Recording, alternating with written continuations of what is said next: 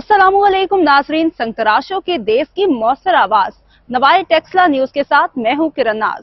चलते हैं आज की अहम खबरों की तरफ। अब रुख करते हैं लाहौर का, जहां से हमारे ब्यूरो चीफ मोहम्मद आकल अपडेट कर रहे हैं। अल खिदमत फाउंडेशन पाकिस्तान की गजा के लिए सप्लाई बहाल हो गई।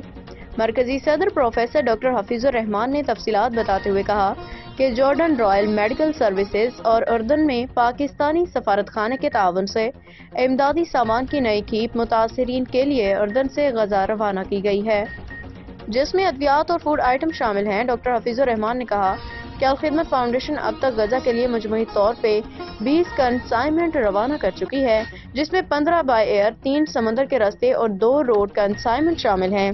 इन कंसाइनमेंट्स में फूड पैकेज, फूड कैन, आटा, चावल, पानी, अद्वियात, hygiene kits, delivery kits, baby kits, खेमे, विंटर पैकेज, फैमिली पैकेज, कंबल और मैट्रेस शामिल हैं।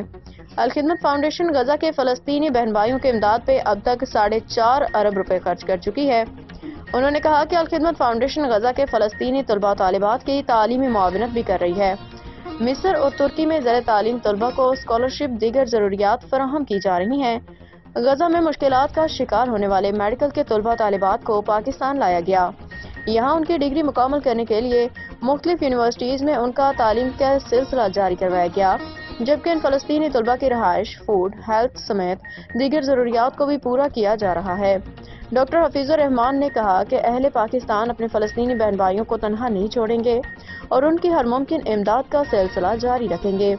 इसराइली हमलों में तेजी के बायस गजा तक इमदादी सामान पहुंचाने में आर्जी ताअतुल आया था, जिसे अल खिदमत टीम ने मुसलसल कोशिशों के बाद पार्टनर्स के जरिए दूर कर दिया और एक बार फिर गजा के लिए इमदादी सामान रवाना होने का सिलसिला शुरू हो गया है।